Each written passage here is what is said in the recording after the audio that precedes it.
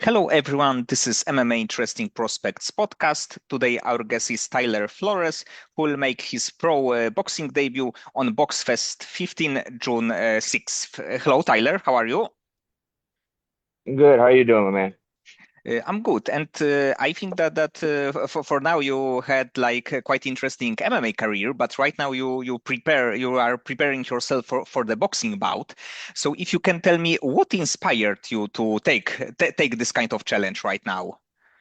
Of course, yeah. So, a bit about my background. Everybody knows me as an MMA fighter, but I actually have a good boxing background, but it's from a long time ago. Um, I had took up learning MMA, just jiu-jitsu and whatnot, and did my first amateur fight and realized that my striking lacked and was not as good. So, from at that point, I had a friend at the gym when I trained there, say, "Hey, there's a good boxing gym in the same town. Why don't you come train there with me? Get better at your striking."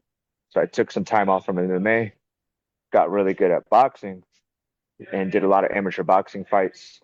This was a long time ago, maybe 2013 or so. So it's been about 10 years. And then used that for MMA. Came back to MMA, had a long off and on career with MMA, and boxing is always something I love. If you watch my MMA fights, I'm more boxing based when you watch them. I kind of just keep it striking the whole time unless my opponent wants to do otherwise. But my coach here, Drew Lindsay, he's a promoter as well, and he said, "Hey, I'm doing a pro boxing show here in College Station. College Station's not that big of a city, so he was like, you and some of the other established pros, I want y'all on that card. Y'all bring in the crowd. It's a big show for y'all. You fight your hometown. So anytime they try and do fights here in College Station, I always try to make sure I'm on that card because get all of my family and friends there. It's a fun time. And so like, you should do it. I was like, sure, why not? I haven't done just straight pure boxing in a long time, but I felt confident in my skill set. So started training for that. The card here kind of fell through and it didn't happen. But at that point, a lot of people had pulled out. But at that point, I told them, hey, man, I've been training for this long enough.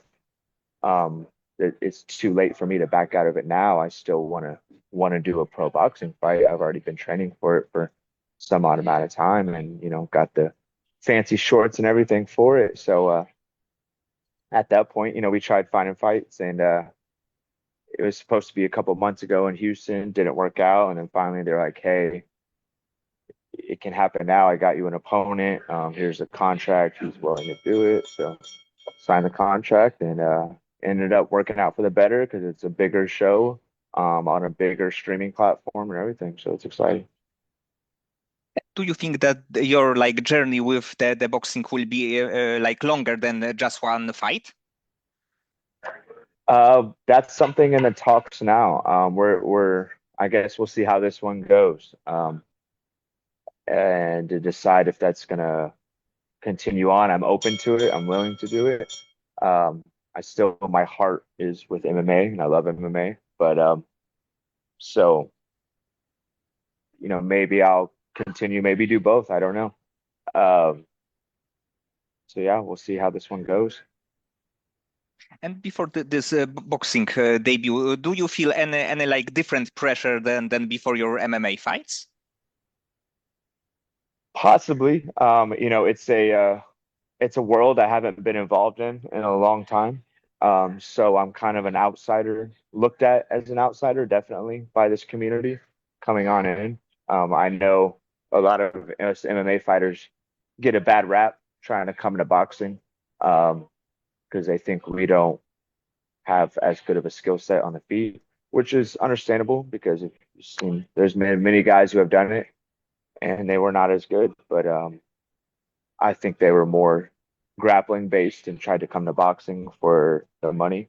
And where it's the opposite for me. I'm a striker based. I love boxing, always have, but I use that skill set for MMA because I just loved MMA. But yeah, so it's just having to prove myself that I'm worthy to be amongst that community and compete amongst those guys. I think I'm gonna be looked down upon a lot until until I show them that I can hang with them. And probably this also can be like additional motivation for you when people like don't believe you. You can show a little bit more. You are like more driven to be successful. 100%, 100%. Yeah. So yeah, it's exciting. It's also a little nervous, you know. It's a different community that, like I said, I've been involved in a long time. So it's being around them, trying to make sure, you know, I put on a good show. Being under a big platform like DAZN is who was showcasing it. So it's not just the Houston boxing community. It's, you know, it's being streamed worldwide. So yeah, so you know that is in the back of your mind, but I've fought on big stages before, fought in bigger arenas than this one, so it's not something I haven't faced before. And can you describe your like training routine for the boxing this boxing fight? Do you like spar like once a week, twice a week? Yeah, it's once to twice a week, depending on how hard we go or how many sparring partners I got willing. Like I live a very busy life outside of training, so my training schedule varies. I work full time because you know got to pay the bills and have a job, but I also go to school full time as well. Um, so I'm a pilot is what I do, and that's what I go to school for. So I do that full time during the day. I work a job at night, and then train in between whenever I have the time in between. So whether that's early in the morning or in the afternoon. So probably like being a pilot is quite can be quite a stressful thing. Oh yeah, yes, definitely. It's yeah, it definitely time management has become one of the most important things. It's, you know, focusing on the mental capacity of focusing all my mental energy into school because it's very, you know, time consuming with, you know, with learning all the school stuff. You know, it's, you know, a lot of people don't know that, but being a pilot, a lot more goes into it than just flying a plane. You have to know anything and everything, you know, about the plane. You have to know a lot of math. You have to know how weather, you have to do all kinds of different subjects at one time just so you can safely fly a plane with people in it. So that's what a lot of my time, my mental energy goes to. And then I, you know, burning all the rest of that physical energy here at the gym. So yeah, like I said, it's not easy, but I'm making it work. And yeah, it's like I said, time management has been the biggest thing for me. So because of it, maybe the being in the ring or even being in the cage is like safer than being in the plane because it's like less thing that you have to be worried about. Yeah, yeah. You know, like I said, this is something that comes more natural to me because I've done it for much longer, you know.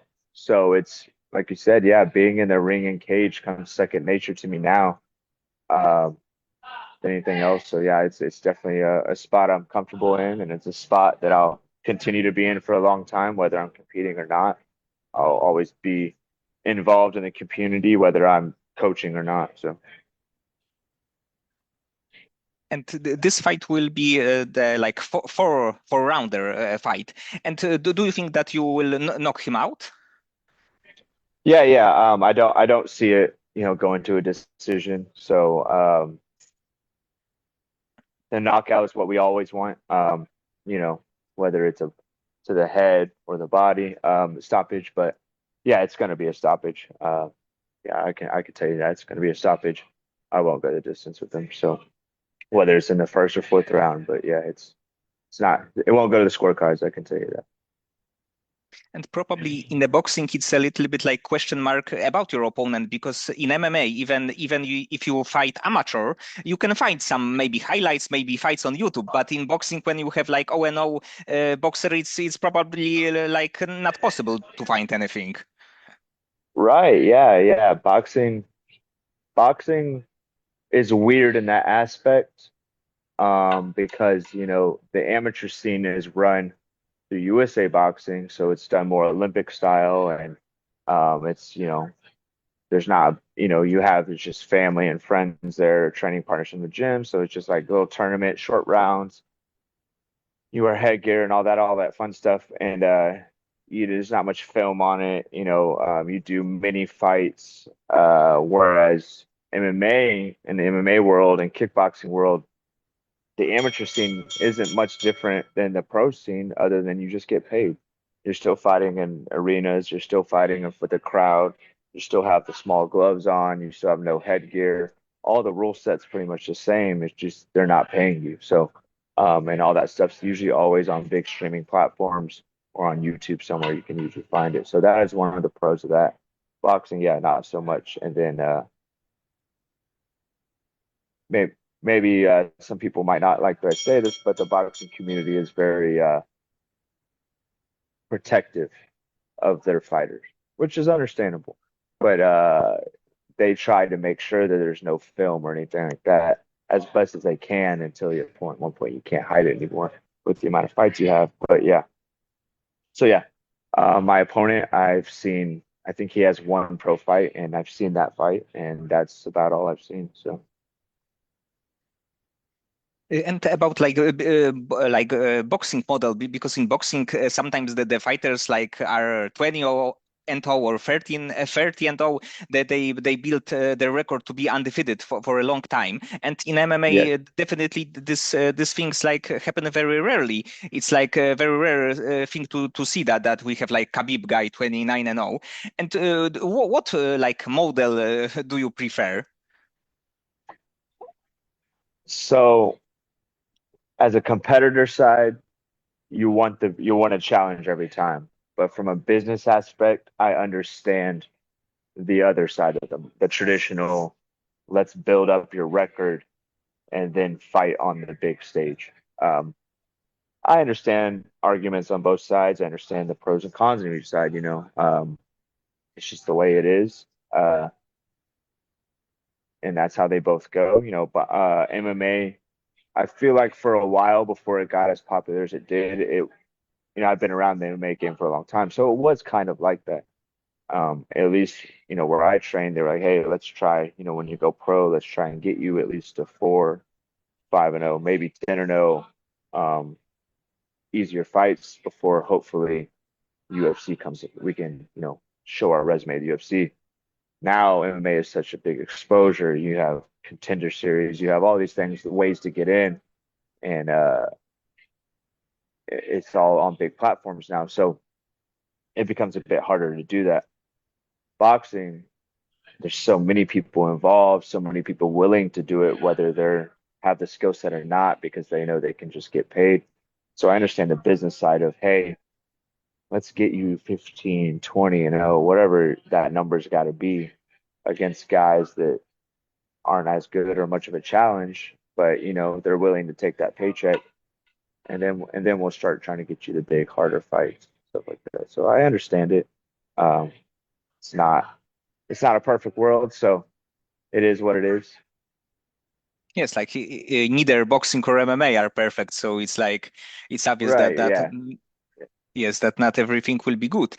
And about your MMA career, because you were a very good fighter, you had a very good amateur career, you were 1 and 0 as the pro. And do you think that you will be back in the cage maybe this year, maybe next year, just to try it one more time? Yeah, I have that fighter spirit in me, so it's always I got one left in me. So we'll see. It's something I've been saying for a while. Uh, after I had that pro fight, or those fights before then, I had been like 4 years since I fought. Just been busy with school, life, work, stuff like that. Came back to it, did like 3 fights in a matter of 3 months. Two of them were amateur, then I had the pro debut. And then I was running on that high. I was like, I'm just going to keep the ball rolling and stay in MMA, trying to get that going. And then it just, other things got in the way. Now I'm on a career path to be a pilot, like I said. So it's going to have to come to a stop at some point. Um, for physical wise, I can't risk taking a big injury, or a fluke injury like that and then derail my career flying airplanes. So, but the fighter in me wants to say, yeah, I still have one or two more left in me, and I still want to do that. So we will cross that bridge when it comes. But yeah, right now we're just more focused on this one. And who is your favorite like MMA fighter or boxer to watch? That you know when he is fighting, you know that you have to like tune in and watch his fight. Yeah, yeah. So when it comes to MMA, it's yeah, I love obviously John Jones, been around for a long time. Guys like that. Like I said, I've been around for a long time, so I like seeing some of the older guys I've been around. Boxing, I always loved Lomachenko. Just loved his style, his footwork. He's a southpaw as well, like me, so I always loved that. And then another big boxer I like to watch a lot is Caleb Plant. So those are two exciting guys. Um, but yeah, Yes, and uh, go ahead. yes, yes, like Vasyl Lomachenko, and one point he was like number one pound for a pound, and he what he like did was like something unbelievable at one point. Right. Yeah, yeah. I remember watching him when I first heard his name. I think it was before he had won any belts, but I was like, this guy just can't be stopped. He's just embarrassing guys with his footwork, and then he went on a long run undefeated for a long time. So yeah, that's when I really got involved in watching him and became a big fan of him. Okay, Tyler. So many thanks for the conversation. I hope that you will win this fight by knockout. Maybe you will take some more boxing fights, maybe MMA fight, but definitely you will not be. Will be tested, but of course you will win these fights. Yeah, yeah, definitely. Yeah, that's without the question. Definitely, I'm gonna win this one. So always want the big highlight reel knockout. But yeah, I can. It's gonna be a win. I'll tell you that.